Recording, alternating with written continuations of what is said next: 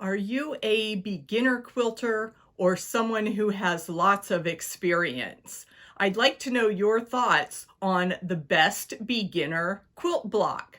My choice is the 9 patch. I think this pattern is perfect for beginners because number one, it's versatile. It can stand alone as the star of the show, or it can take a supporting role with other blocks. It adds a pop to sashing and borders, and you can have a lot of fun with the 9 patch.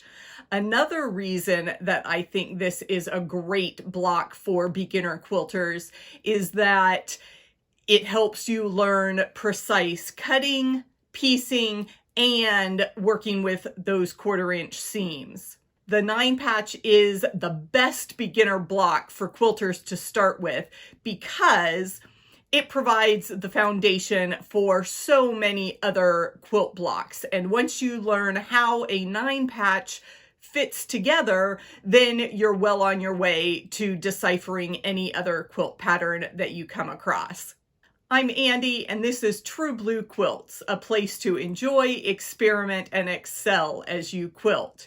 In this video, we're going to break down the 9 patch quilt block and look at some piecing tips. So whether you are a beginner or a more experienced quilter, I hope you find something useful in this video. So give it a like and share with all your quilting friends. Some tips on cutting your fabric. You always want to give yourself a fresh cut because, especially if you pre-wash your fabric, this raw edge may not be square. So I always lay my fabric down, it's folded once, and I keep that fold line along one of the horizontal lines on my cutting mat. I am not using the mat to measure. I am only using the mat to protect my table and to give me, some rough guidelines of where my horizontal and vertical lines are. So we want to make sure we have given ourselves a fresh cut. We know that everything is going to start off correctly. So since I'm right-handed, I put that raw edge on the right and I lay my ruler completely on top of the fabric. I am just using the straight edge. I'm not measuring anything right now. I'm going to make sure there's just a tiny bit of fabric showing on the right. Again, I want to give myself a nice, fresh, clean cut and take away any distortion there on the edge of the fabric. So all I'm doing is lining up one of the horizontal lines on my ruler with the bottom edge of my fabric. And once that is lined up, I've got a lot more fabric here at one end than I do showing at the top. That just shows me that that piece was not cut straight previously. So I'm going to square it up just by cutting this fabric. I keep one hand on the ruler well away from my blade, and I just follow that ruler along. When the blade is a little bit past my fingers, I stop, reposition, and finish cutting. That will minimize the wobbliness of your ruler. So now I have a nice square straight edge on the right, but now I want to measure my strips. So I need to flip this fabric over so that I can measure with my ruler. Again, I'm lining up my fabric with one of the vertical lines on my mat, but I am not using the mat to measure. I'm going to do all my measurements from my ruler. Your mat can warp, and as you cut more and more, those lines disappear. Things may have some variations in them. So that's why I like to measure always from my ruler. I am going to work with 2.5-inch strips. So I line up the 2.5-inch line on my fabric, and I want that line of my ruler, whichever line I'm using to cut, I want that to be completely on my fabric. just to the edge, but not, you know, not a lot of gap. I just want it on the edge. So let me do a close-up of that for you.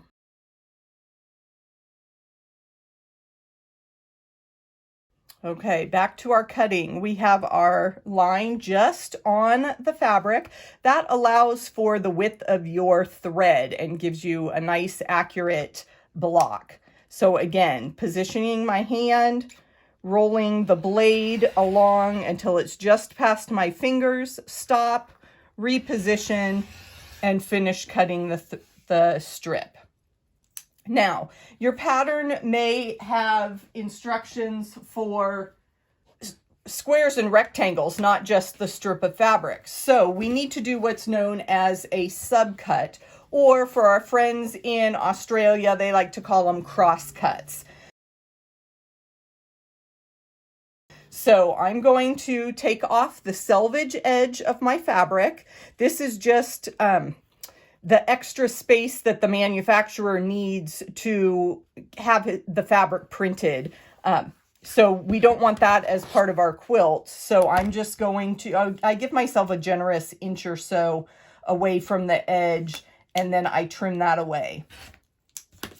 And if I am making my 9 patch, I'm going to need squares. So the strip is 2.5 inches, so I need squares that are 2.5 inches. So again, I line my fabric up, and I'm keeping the horizontal edge on the bottom edge of my fabric strip. Then my 2.5 line should make a nice square corner there. If you've got a bad angle on the end of your fabric, then just square it up again by flipping it over and trimming that straight piece on the right. So I cut with my ruler on the fabric on the right edge when I'm squaring up. Then I flip things over and measure from the left. So I always have a nice straight cut edge on the left, and I'm measuring only the portion that the ruler is on top of the fabric. So I line up my 2.5 inches, and this is a really easy cut to make. I don't have to reposition anything. I can just slice that, and we'll do another cut, again lining up so that I have a square corner and making that cut. Now I have 4 squares of this white background fabric that I can pair with a color to make my 9 patch.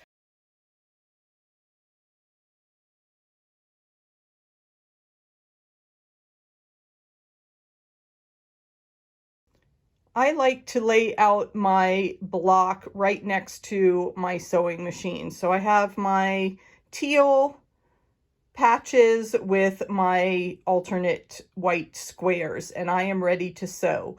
I am going to sew 3 pairs together. Then I will add the 3rd piece on each row, and then I will sew my rows together. So let's get started. Take your first 2 pieces and line up the edge that you're going to sew. Place it under your presser foot, and I always like to hold my thread as I'm getting started so I don't get any nests on the back, and we will sew our first patch.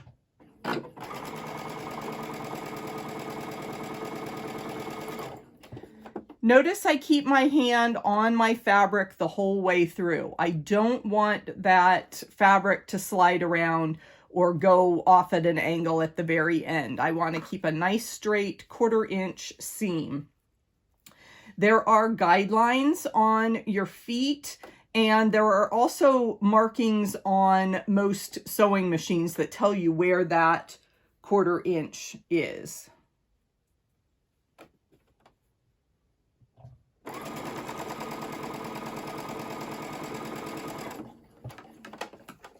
And I can snip that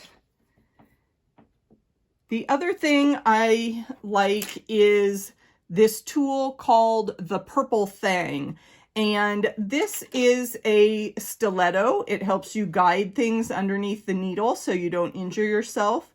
It also has this great 1/4 inch tip on the end, so I can lay that down right in my seam. If you have squares that are consistently too big or too small, you will end up having problems putting those together in a larger project, because that small mistake on one patch becomes magnified over the number of seams that you do in your quilt. So I'm just gonna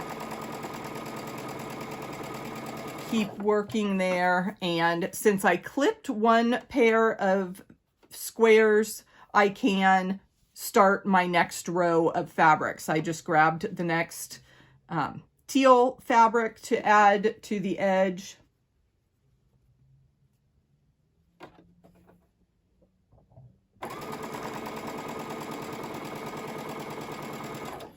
And I will clip those other squares so that I can keep sewing without lifting the presser foot and pulling the whole thread. This method is called chain piecing, and it's very popular once you get in the groove of sewing and are comfortable with your machine and the pattern you're working with, because you can get a lot done very quickly without wasting as much thread or taking the time to cut your threads between every block. The middle row needs to have the teal in the middle and the white square on the edge, so I will add that piece next.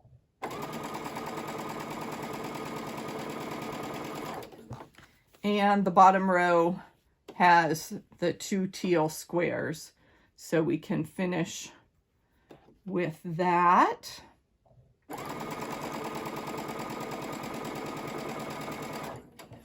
And now I'm done with all 3 rows. So I do need to cut my thread. My machine has an automatic cutter, so I'll let that work, lift up the presser foot, and then just use my scissors to trim the 3 blocks so that they are separate. So next step, before we do any more sewing, we have to press these blocks. Let's move to the ironing board.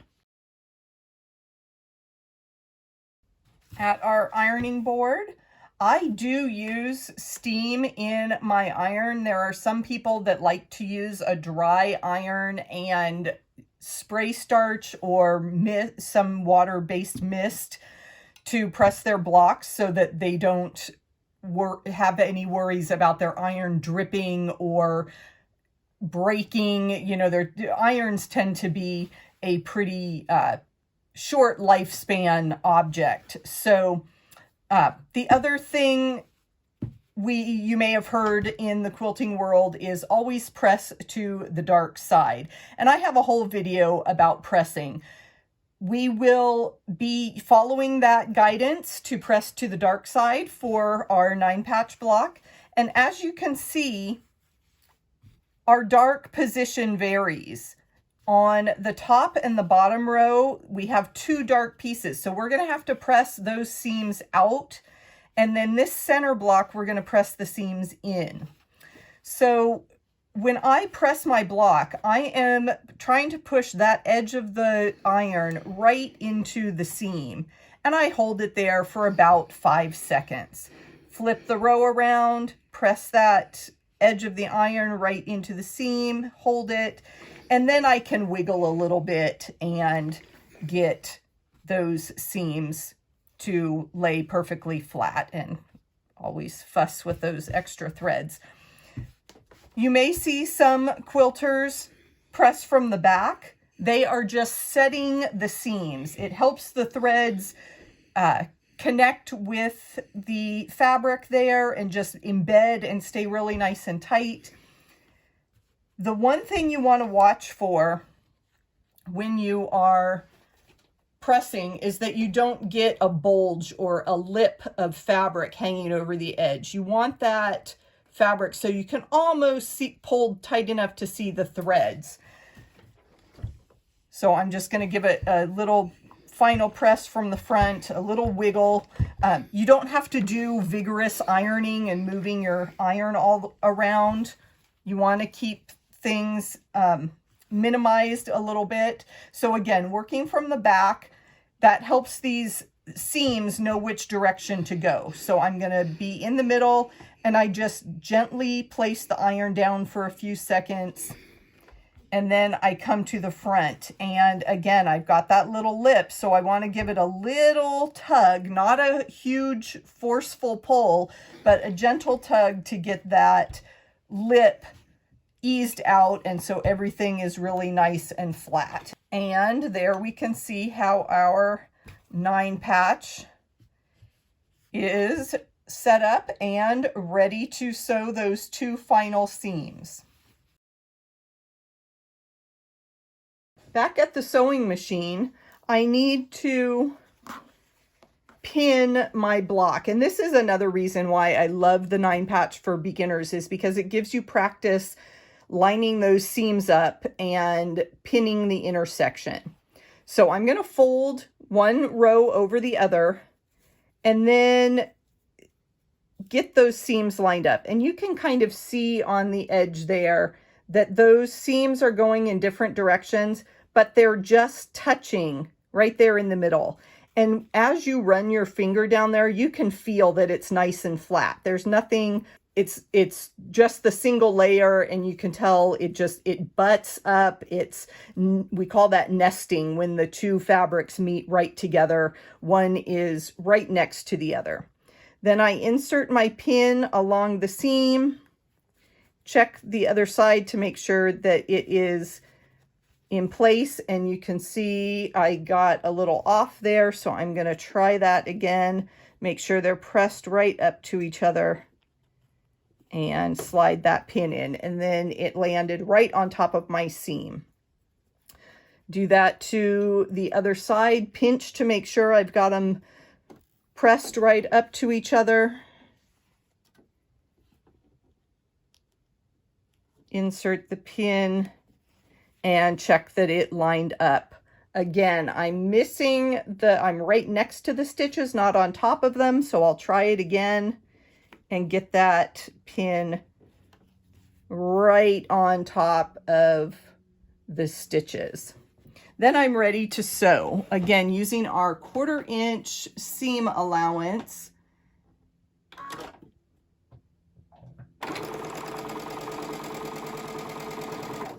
And as I come to that first pin, I'm going to slide it out of place. I do not want to sew over my pins. That can break a needle. It can damage your sewing machine if that needle or that pin part of it gets broken and enters into the gears of your sewing machine. Bad news. So again, as my pin goes under the presser foot, I'm going to stop and slide that out of the way. Finish sewing and cut my thread. And there we have our first 2 rows sewn together with nice intersections there on our seams. I will add the next piece, the final row of our 9 patch. I start a little bit slow and then speed up as my needle catches the fabric.